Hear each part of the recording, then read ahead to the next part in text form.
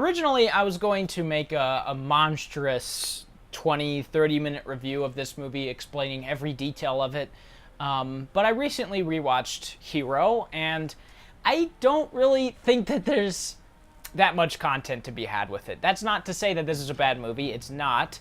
But it's not as good as I remember it. This is a movie from Zhang Yimou, if that's how you say his name. And if you don't know about Hero, I'll explain it very quickly for you. The main story of this movie is about Jet Li, who plays the Nameless Warrior, who has killed 3 assassins, the leading assassins that are trying to kill a ruler in the Qin province in China. There's 6 provinces, if that's how you say it, in China at the time, and one of them is led by a ruthless monarch or tyrant who is trying to conquer and overthrow all of the other areas to unite China as one. So the story is mainly about Jet Li going to this ruler, presenting these 3 weapons that these assassins used, and saying, I killed these assassins, and I request an audience with the king, or the ruler. And he goes to this ruler, and the ruler wants to know how he did it, because these are 3 of the best assassins in the game. And so the whole story is about Jet Li recounting how he took down 3 of the best assassins in China at the time. And the king, of course, grows suspicious of him at some point, and he tells him that he doesn't think he's telling the truth, and he tells what he thinks is happening. And then Jet Li tells him what's really happening, the full truth, and then we have our ending, which I don't really want to spoil.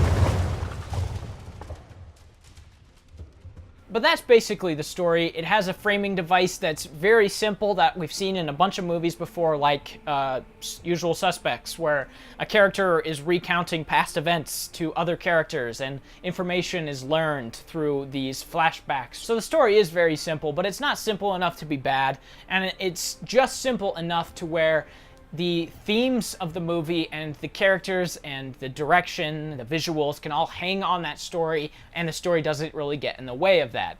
And that's sort of where I want to start talking about this movie. I want to start talking about the visuals specifically, because this is widely regarded as one of the best looking movies ever made. It has one of the coolest uses of color in any movie ever. Zhang Yimou has always been known for using vibrant color palettes and vibrant costumes. He even does it in his bad movies like The Great Wall with Matt Damon. There's some awesome uses of color in that movie.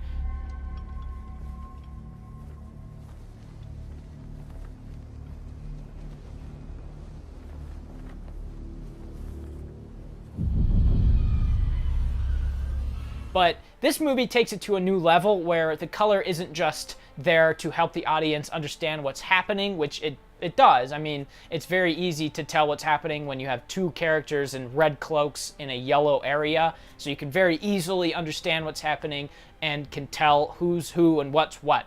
It does that, but the color also does a great job of symbolizing character, symbolizing tone, and symbolizing a place in the story. And that's where I would like to begin talking, because that is my favorite part of this movie and easily the best part of this movie. Zhang has always been a great director, and every shot in this movie is just gorgeous. It's so striking. Scene after scene is so breathtaking. Even just shots of a pond and people skipping across the surface is absolutely beautiful, because Zhang has put so much care and passion and effort into this movie, and it is so obvious. I mean, if you look at like the behind the scenes stuff, apparently when they went to shoot at that pond, There's only 2 hours in the day where it was perfectly still and mirror-like, and that is the only times of day that Zhang would allow to shoot because he wanted it to have that mirror quality. So they would get up at like 5 in the morning just to be able to shoot there for those few hours. And then for that sequence in the forest with the 2 red characters in the yellow leaves, they had to wait for all the leaves in the forest to become yellow, and then they imported more yellow leaves in just to get the scene the way he wanted it. So that meticulous attention to detail is on full display in this movie, and it honestly makes all the difference because, again, this story is quite simple, and a lot of the characters are quite simple. So without this attention to detail, without this gorgeous cinematography and look to the movie, this could have been one of those movies that just falls by the wayside that people don't really care about. But because it has this great detail to it, it's widely regarded as one of the best movies ever and is seen as a modern day classic and is even in the 1001 Movies to Watch Before You Die book. And while I think this movie is very good, I don't think it's a masterpiece. But going back to the color, I want to address the color before I get too off topic.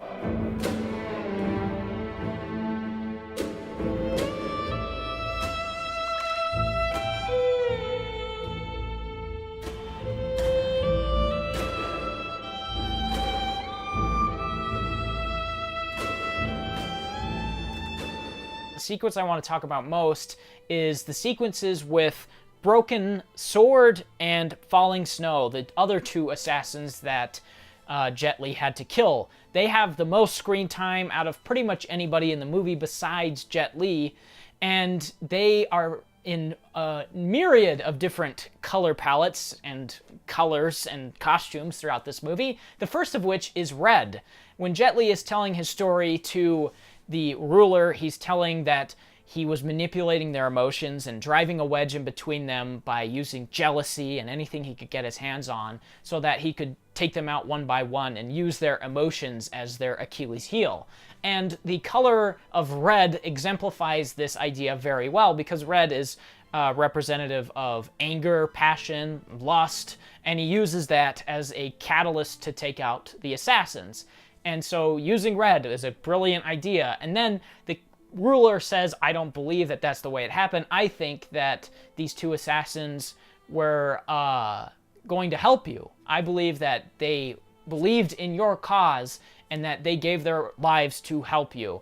And so when he's recounting the story, it's all blue. It's bathed in blue. Every frame is just covered in blue. The mountains are blue. The characters' costumes are blue. The rooms they're in are all blue. And this, I think, is to represent a certain calmness to these characters and a certain sadness, because the king or the ruler is telling the story, and it's a much sadder version of the one that Jet Li was telling. The one Jet Li was telling was this very passionate story with emotions running high, but the one that the ruler tells is very sad. And this is, again, represented very well with the use of blue, the use of color.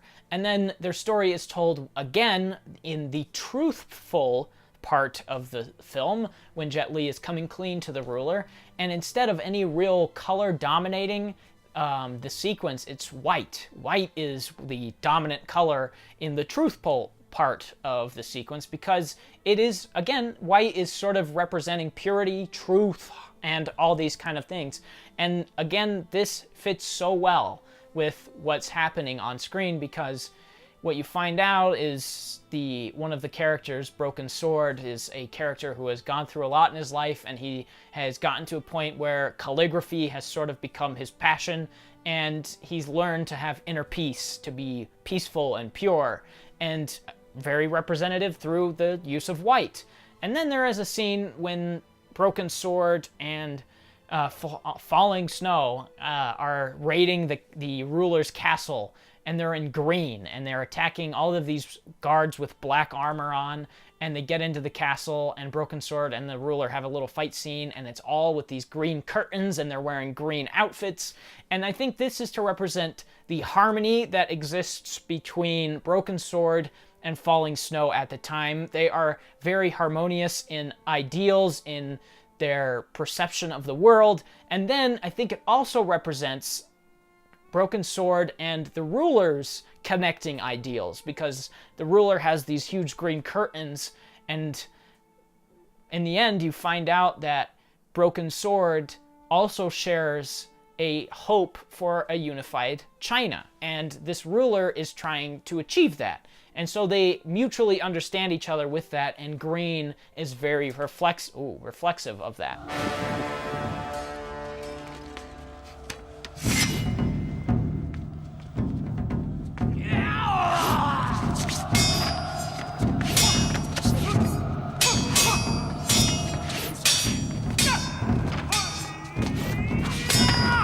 And of course, there are a whole bunch of other scenes that have other different colors, different shades, and whatever. But these are the scenes that are very striking for me, that stick with me.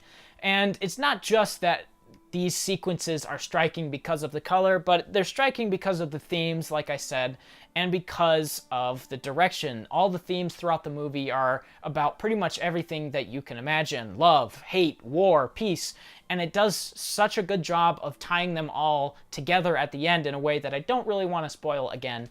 But Zhang's direction is superb. The performances are superb. The dialogue is really sharp and interesting. And the way it doles out information, it does a really good job of keeping you invested despite a lot of sequences not really actually affecting much. I mean, a lot of the scenes straight up don't happen in the continuity of the movie. They're made up, but you watch these long sequences of made up things happening, and yet the movie is constantly gripping. So that's a plus. And the pacing is so well done for a 2-hour movie to zip by as fast as it does. It's very, very well done. Outstanding.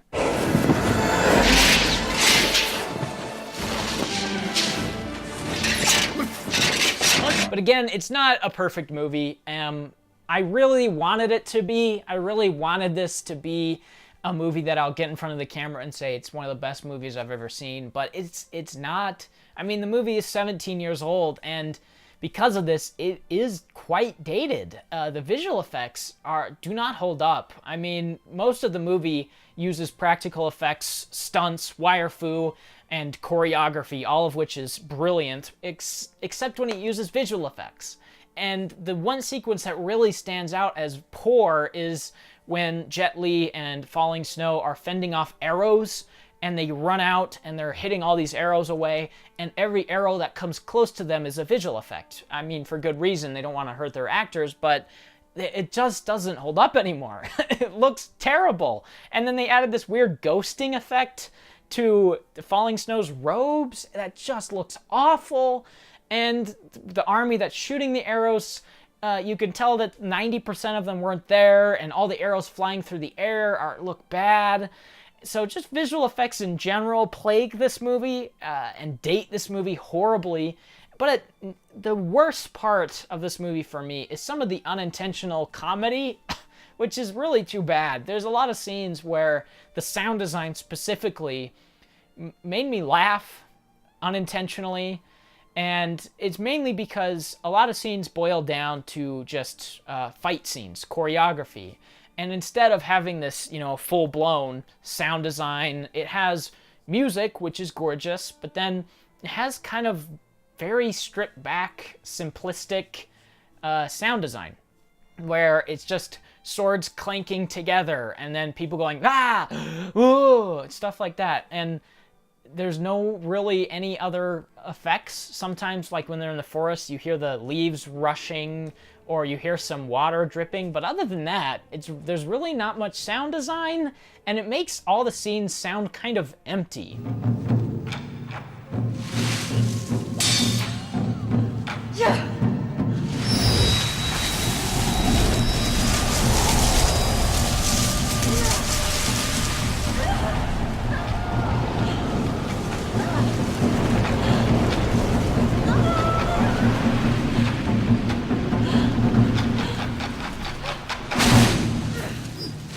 Whenever someone's screams, it sounds like they're just kind of screaming into an abyss, and it made me laugh every single time. So there is some cheese, there are some over-the-top qualities to this movie that are kind of unintentionally funny, and there is some dated elements to it, but it is still a very good movie. This is still a very well done, well made, gorgeous to look at movie that I really urge everyone to see at least once, because again, it is one of the best looking movies ever made, and the thematics at play here are things that anyone can relate to, and I think a lot of people will find very powerful and poignant. So if you haven't seen this movie, do yourself a favor, check it out. It's PG-13. You can watch it with anybody at any time.